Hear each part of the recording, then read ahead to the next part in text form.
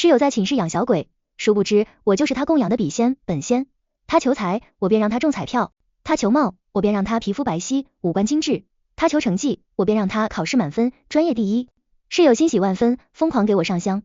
直到宿舍团建，他喜欢上了我男朋友。笔仙大人，信你江小冉在此，愿用10年寿命换我一夜暴富，钱财多多。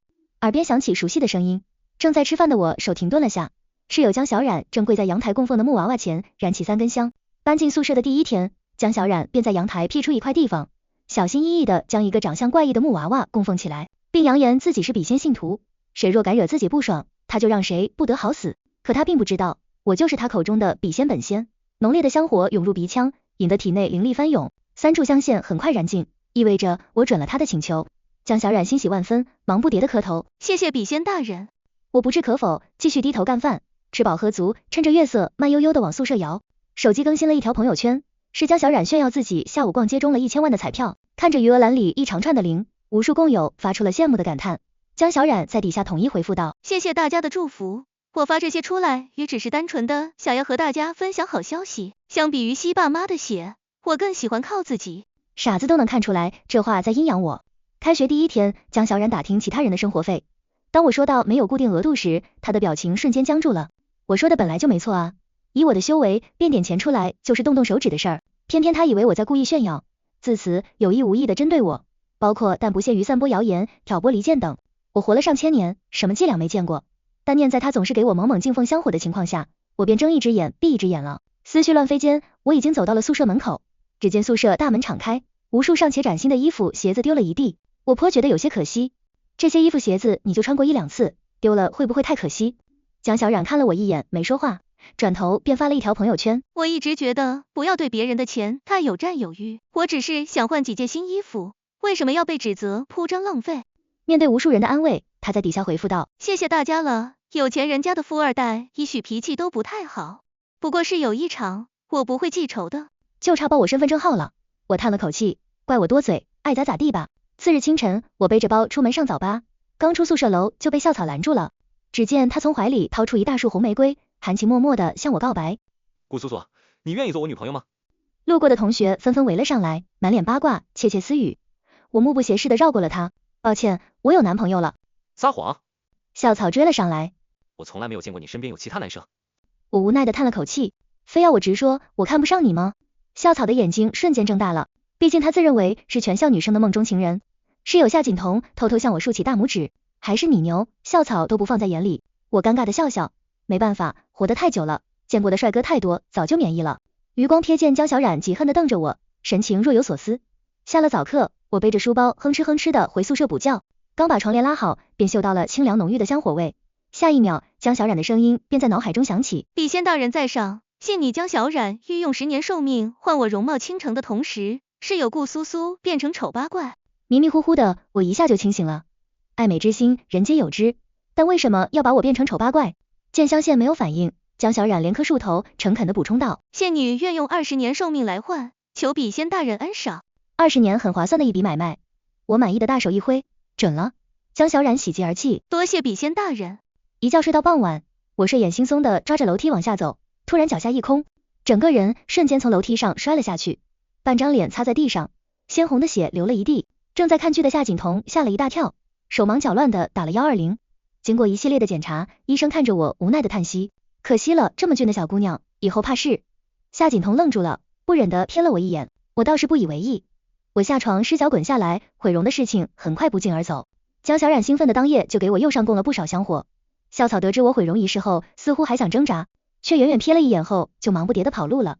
世人浅薄，眼里只有皮囊。意料之中的事，不过出乎我意料的是，1周后，校草便和江小冉官宣了。众人惊讶的发现，短短1周的时间里，江小冉竟脱胎换骨，身形窈窕，五官精致，气质清冷，皮肤白皙。反观曾经得校草青睐的我，不仅半张脸被可怖的疤痕覆盖，更是胖了50斤，臃肿丑陋，人人避而不及。可见江小冉挽着校草的手，故意撞向我。呀，这不是喜欢拿鼻孔看人的顾苏苏吗？怎么变成了这副模样？怪不得都说现世报呢，风水轮流转啊。校草鄙夷的目光将我上下打量，随后从鼻孔里不屑的冷哼一声，把自己装得多清高，还不是一头黑猪？这种货色狗都不要。你们别欺人太甚。夏锦彤气得上前理论，我正要找借口把人拉走，上课铃声及时响起。导员敲了敲桌子道，下周一开始进入期末周，成绩关乎以后保研，都给我打起精神。夏景彤闻言笑了，看向江小冉低声讽刺，长得好看又有什么用？苏苏可是专业第一呢。我没记错的话，你现在已经挂了2次吧？这次再挂可是要被劝退的哦。被戳到痛处的江小冉瞬间憋红了脸，她恶狠狠地瞪着我和夏景彤，突然笑出了声。这次期末考谁是第一还不一定呢。我看着江小冉势在必得的表情，心里突然升起一种预感，猜想很快得到了验证。尊敬的笔仙大人，信你江小冉愿用10年寿命换我成绩第一，顾苏苏倒数第一。半夜我睡得正香，迷迷糊糊间脑海中响起一个熟悉的声音。透过窗帘的缝隙，江小冉正鬼鬼祟祟的在木娃娃前点香，想起他白天和校草对我的讥讽，我没搭理他。见香线没反应，江小冉又补充道，信女愿以20年的寿命作为交换。才20年，我转头继续睡。江小冉沉默了半晌，诚恳的磕了3个响头。信女愿用30年来交换。我一下子就清醒了。30年，我们做笔仙的明面上虽然被喊作仙，但终究也只是只鬼。凡人的30年寿命抵得上我们300年的修炼，倒数第一换100年修炼，这笔买卖有多划算，无需多言。于是我立刻准了。时间眨眼便来到了出成绩当天，查询系统打开的瞬间，江小冉的名字赫然出现在了第1行，名字后排列的各科成绩全部是满分。江小冉从倒数第一一跃成为正数第一，而向来占据榜1的我成了倒车尾，还是总分只有250的另类。全班一片哗然，导员也是震惊的张大了嘴巴。寂静过后是铺天盖地的羡慕与夸奖。江小冉微笑着走到我面前，志得意满，手下败将的滋味怎么样？我眼皮都没抬一下，恭喜你啊。江小冉轻蔑的盯着我，鄙夷道，顾苏苏，你一个考倒数第一，挂了5科的废物，到底在清高什么？我用脚趾头考的都比这高。我笑笑没说话。考场上我百无聊赖的转着笔，将所有试题的答案都传进了江小冉的脑子，确定他将答案都写上去后才举手交卷。监考老师看着我空了一大半的卷子，陷入了沉思，一道哭声突然打断了我的思绪。只见江小冉低下头不住的抹眼泪。我知道自己突然考了第一确实令人惊讶，但你也不能污蔑我抄袭啊，就算抄袭也不可能科科都是满分吧。他哭得伤心，眼泪似断了线的珠子，配合着那张人畜无害的脸，惹得同学们纷纷用不善的目光看向我。相由心生，你看他那样子就知道不是什么好东西，自己考了倒数还不允许别人当第一，他脑子没病吧？看别人考了第一就这样揣测，该不会他以前的成绩就是抄出来的吧？你们胡说。夏景彤替我辩白，苏苏只是失手而已。1科是失手，那5科是什么？江小冉挑了挑眉，没本事就别硬装。好了，都别吵了。导员拍了拍手道，从下学期开始大家就要陆续实习了，所以本周末我们将举行一次班级团建，大家记得协调一下自己的时间，尽量每个人都参加。我长长的叹了口气，周末补觉的计划又落空了。团建的地方选在了郊区的小苍山，盛夏本就炎热，我更是阴寒之体，一路上只觉得头晕目眩，不知不觉就落了大部队一大截，脚下一个踉跄，差点摔倒之际，一只冰凉的手扶住了我，是道侣白竹。我大惊，你怎么来了？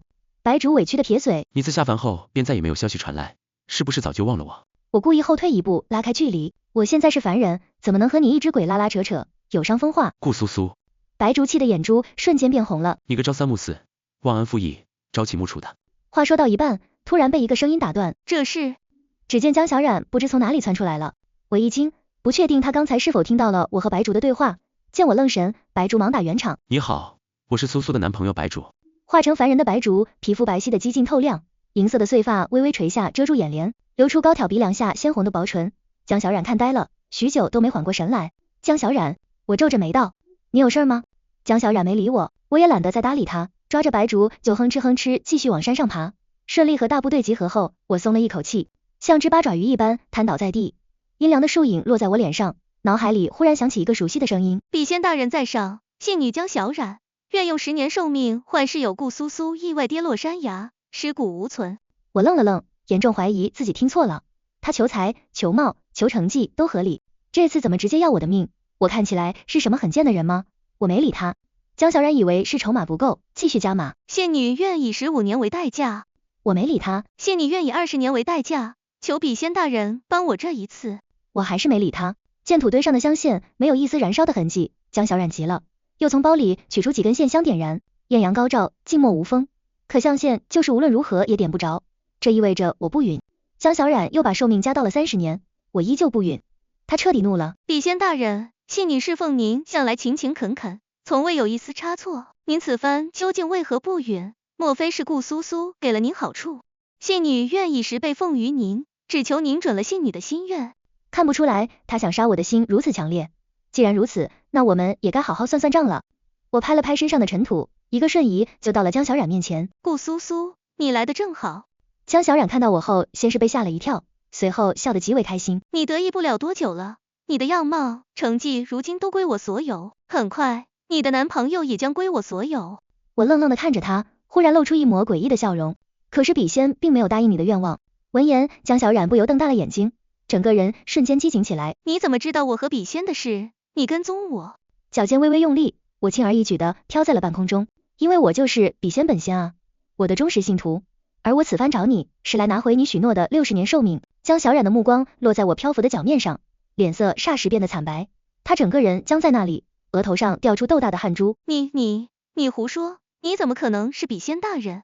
哦，我懒洋洋的挑眉，让我想想，你用10年的寿命换了1000万彩票，又用20年的寿命换你容貌倾城的同时，我变成丑八卦，还用30年的寿命换考试第1超过我，对不对？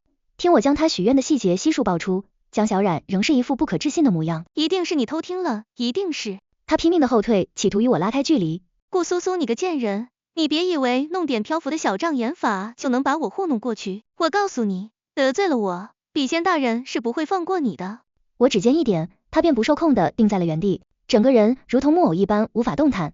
随着我布满疤痕的丑陋面孔越贴越近，江小冉终于忍不住害怕的哭了起来。求你放了我吧，之前是我不对，看在事有一场的份上，求你了，你想要我怎样都可以。我没有想杀你，我真心实意道，我只是来取回属于我的东西。冥界有法条，不得随意杀害凡人，否则入寒冰地狱500年方得出。我又不傻，我百无聊赖的算着数字，你今年19，剩余寿数68年，我拿走60年，便还剩8年。双手轻轻搭在江小冉的肩膀上。啊，救命啊！随着我的逼近，江小冉本能的高声呼救。我烦躁的拍了拍他的脸，道：别叫了，我施了屏蔽结界，外面的人看不到也听不到。随后在他恐惧惊惶的眼神中，抽走了他60年的寿命。被抽走寿命的感觉不亚于剔骨之痛，江小冉痛得四肢百骸都在颤抖，密密麻麻的汗水从额头渗出，锐利的美甲戳得掌心滴出血来，偏偏被我用法术定在原地动弹不得，只能眼睁睁看着自己的寿数一点点流逝。随着最后一缕寿数吸入体内，体内的灵力疯狂涌动，我舒服的长叹了一口气。失去定魂术控制的江小冉立刻便瘫倒在地，双目无神的盯着前方，大口大口的喘着粗气。我缓缓落地，看着如丧家犬一般狼狈的江小冉，曾经他对我的为难一一在脑海闪回。军训时他故意关掉我的闹钟，害我迟到，被教官罚做100个蹲起。考4级时他故意偷走我的身份证，害我不得不放弃考试。下楼时他故意在监控盲区将我推下去，害我住院2个多月。吃饭时趁我离开的间隙往我的饭菜里吐口水，短短2年为难针对多如牛毛。我缓缓俯下身，一把便掐住了他的脖子，迫使他抬起头与我对视。你为何对我有如此大的敌意，甚至恨不能让我去死？江小冉双目赤红，嘴角流出嫣红的血液，他恶狠狠地盯着我，忽然咧开一个诡异的笑。当然是因为你该死。我听得心里直发笑，不如你讲讲看，我到底做了什么该死的事？江小冉怨毒地盯着我。12年前江城失火案你知道吗？我点点头。一处居民区因电线老化导致失火，外加夏季炎热干燥，不到半个小时火势便蔓延至整栋居民楼。哪怕消防用了最快的速度控制火情，还是造成了168人死亡，79人重伤的惨状。我之所以记得这么清楚，是因为死亡人数太多了，冥王天天加班，看谁都不顺眼。那段时间地府的气压低得可怕，我爸妈就在那场火灾里没了。2滴清泪骤然落下，江小冉的声音里带着难言的哽咽。我因为贪玩没按时回家，才躲过了一劫。他永远不会忘记自己匆忙赶回家时的那一幕，漫天的火光，还有嘈杂的人群，以及尖锐的警笛声，将那一天永远定格在了他的记忆中。所以呢，我道，自己生活不幸，就见不得别人家庭幸福。你还在装顾苏苏？江小冉笑的眼泪都出来了。你以为你换了个名字，我就不认识你了吗？我听得云里雾里。你到底想说什么？江小冉眼里迸发出强烈的恨意。难道不是你贪玩故意将爆竹丢进楼道里的吗？偏偏你爸妈有钱有势，就这样帮你躲过了惩罚。美其名曰你年纪还小。你确实年纪小，那我爸妈难道就该死吗？那些枉死的人难道就该死吗？我听得一愣一愣的，完全反应不过来。江小冉还在怒骂，亲戚们都不愿意收养我这个拖油瓶，法院于是将我强制塞给了姑姑。我每天睡在厕所里，只能穿哥哥的旧衣服，在垃圾桶里翻干水果腹，还要忍受被哥哥动手动脚的恶心。但是你，于成一，你害死了那么多人，却依旧过得如此潇洒，你难道不该死吗？看着我蒙圈的神色，江小冉恍惚间似乎明白了什么。边笑眼泪边往下掉。施暴者永远不记得自己曾做过的恶事，受害者却困在原地，苦苦挣扎多年，不得善终，这就是这个世道呀，哈哈哈哈哈！鲜红的血液混合着泪水滴在我的手心。江小冉几近疯魔，什么善有善报，恶有恶报，都是狗屁。从前我奈何不了你，但既然老天让我们再见，我就必然不会放过你。我要一点一点抢走你所有的东西，不管是你喜欢的，还是喜欢你的，都是属于我的。我要让你也尝尝一无所有4个字是什么滋味。泪水还在继续顺着脸颊流下，我终于听明白了事情的缘由。我缓缓松开手，斟酌着该怎么向他解释这件事。我是笔仙顾苏苏，并不是于成一。我等做鬼神的长时间下凡游玩，需附在一凡人身上，且为了不影响天道，被附身的凡人只能是没有灵魂的。也就是说，真正的于成一早就已经死了，所以我才能借用他的躯壳。江小冉愣住了，眼里充满了怀疑。你别以为你随便胡诌几句就能让我放弃。我摇了摇头，向他伸出了手。你想干什么？江小冉警惕地往后退了一步，当然是为我洗清嫌疑。触碰到我指尖的瞬间，周遭的一切突发巨变，环境陷入扭曲，视线一片模糊。只见我们正站在一条车流湍急的马路上，一辆跑车在我们面前疾驰而过。与此同时，面前的信号灯变成了红色，跑车却丝毫没有减速，径直向斑马线驶去。随着剧烈的碰撞声响起，一个拄着拐杖的白头发老太太被撞飞数米远，血肉横飞，当场就没了呼吸。跑车停在一旁，一个穿着吊带裙的小姑娘从车上下来。于成一！江小冉惊道，愤怒地冲上前去，就要给他一巴掌。我眼疾手快拦住了他。这是这具身体的记忆环境，我们过去了只会死得更快。江小冉睁大眼睛，眉头紧蹙。人分为2个组成部分，魂魄和身躯。人死后魂魄不在，但记忆依旧存于躯体中。江小冉听得似懂非懂，我懒得再解释，只示意他继续看下去。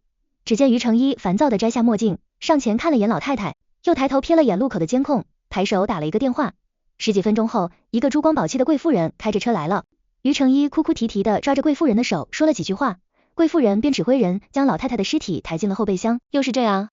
江小冉冷笑一声，视人命如草芥。我没有说话，只是挥了下衣袖，瞬间白光一闪，我们来到了法庭上。只见于成一坐在被告席，他的爸妈在陪审席上哭成了泪人。随着法官一锤定音，于成一因交通逃逸、过失杀人等数罪并罚，处以死刑。江小冉震惊地张大了嘴巴，满脸都写着不可置信。这怎么可能呢？明明……目光快速地扫过在场众人，我心下了然，抬手指向陪审席位上的一堆中年人。你看他们，江大法学院院长、法学院教授、江大政治部主任。我将众人的身份一一道来。于成一这次栽了跟头，是因为那个不起眼的老太太是江大院士，享国家勋章，台下无数跺脚都要抖3抖，人物都是他的学生。原来如此。江小冉的嘲讽声在耳边回荡。于成一确实罪有应得，但他得到惩罚的根本原因不是正义，而是比他更厉害的权势。我无奈的叹息，这个道理自古就有，多少怀才不遇者悲愤而终，多少脑袋空空者独揽大权。那你们为何不管？江小冉愤怒地盯着我。如此说来，多少神仙永受人间香火，也配被称为神。我默默表示，我只是个小鬼，还不算神，与我无关。我环抱双臂，找了个舒服的姿势靠下。我们爬山的时候，你的脚边有一群蚂蚁窝，你可注意到？江小冉摇了摇头，显然没明白话题转变的为何如此生硬。我慢条斯理道，窝旁有数十只蚂蚁，在共同霸凌一个小蚂蚁。你生而为人，在蚂蚁眼里也算半个神，你可有出手帮他们？又或者，你是否有注意到这件事？江小冉彻底呆住了，仿若一座雕像站在一片虚无的幻境中。随着我轻轻一划，幻境瞬间碎成无数小碎片，与空气融为一体。我们又回到了对峙的小土堆前，江小冉还是和从前一样呆坐在地。我居高临下的俯视着他，慢慢问道，所以你还想杀我吗？周围是死一般的静默，唯有不时吹过的风飒飒作响。过了很久很久，江小冉低下头，缓缓吐出了3个字，对不起。我懒懒地靠在树干旁，叹了口气，也是我的错，以后再入凡间时，也该先查查躯体的前尘往事，再做判断。四周再次陷入尴尬的寂静。我拍了拍身上的泥土，准备离开，一只手突然抓住了我的衣角。那些东西我都不要了，1000万、美貌、成绩，我统统都不要了。你能把60年还给我吗？我盯着江小冉眼眸里闪烁的泪花，一点点掰开了他的手指。这又不是网购，还能7天无理由退货，交易从我应允的那刻起就生效了，无法退回。若强行退回，我会修为大减，你的寿数也会折半。听完我的话，江小冉无力地瘫在了地上，沾满汗水的碎发落在鬓角，衬得皮肤愈加白皙。我走了2步，心下不忍又退了回来。无妨，交易虽无法撤回，但我可保你死后不入轮回，做个地府的小鬼，不老不死，闲散舒适，你可愿意？末了，我想了想，还是补了一句，就是冥王脾气不太好，忙起来会骂人，你能接受吗？江小冉低着头，不知道在想些什么。见状，我也没过多停留，径直走向大部队。化成风的白烛在我耳边吹气。你就这么走了，不等等他的回答。我微微一笑，走到僻静处，一巴掌就把白竹的真身拎了出来。你还有脸说？听到我被他数次针对，却毫不作为，你也配当我道侣？非也。白竹摇晃着食指，一副高深莫测的模样。我这是对爱妻无条件的信任。说人话。你一个千年修为的鬼能被一个凡人弄死，那你真的该死啊！我微微一笑，挥挥手施了禁言术。白竹在一旁急得手舞足蹈。我扭过头融入人群，假装什么都没看见。人间的日子过得很快，数十年光阴也不过弹指一瞬间。我顶着于成一的皮囊顺利的毕业，进入了一家大厂做文员。夏锦彤则考入了专业排名前3的高校，继续攻读研究生。至于江小冉，在得知自己只有8年的寿命后，果断选择了躺平。他留了100万用于晚年的日常生活开支，利用其余的900万成立了一个专门用于收养因意外骤然失去父母的孤儿院，名字叫苏苏福利院，这很难评。他自己不仅担任院长，还负责小朋友的每日饮食起居、读书学习，更是专门辟出了一间屋子供奉笔仙，隔3差5就给我烧点香火，惹得白竹眼馋心热，无数次提出想下凡给江小冉当舔狗。日子就这么平静无波的过了下去，我也见了更多形形色色的人，对人间的了解也更上了一层楼。直到有一天，沉寂许久的同学群里发布了一条讣告，是苏苏福利院副院长用江小冉手机发的，内容是江小冉半夜突发心肌梗死，没能抢救过来，去世了。葬礼定于本周末，希望有空的同学都能去见见他最后一面。飞机落地江城，我匆匆赶到时，已经到了不少人，大家礼貌地寒暄着。副院长盯着我看了半天，上前小心翼翼地问道：“您是顾苏苏顾小姐吗？”我点点头。副院长道：“院长去世前给我留了一句话，要我一定告诉您。”什么话？他说他愿意。我知道了，谢谢您了。是夜，我打着手电来到了灵堂，四处翻看，终于看到了寄生在灵位上的魂魄。我渡了些修为过去，原本只有巴掌大小的魂魄化作了人形。笔仙大人，江小冉欣喜道：“走吧。”我牵起他的手，我们去地府做鬼测录入，登记过后你就正式脱离轮回了。谢谢大人。奈何桥畔的花朵开了又谢，我摇头浅笑，人间一趟，真是不虚此行啊。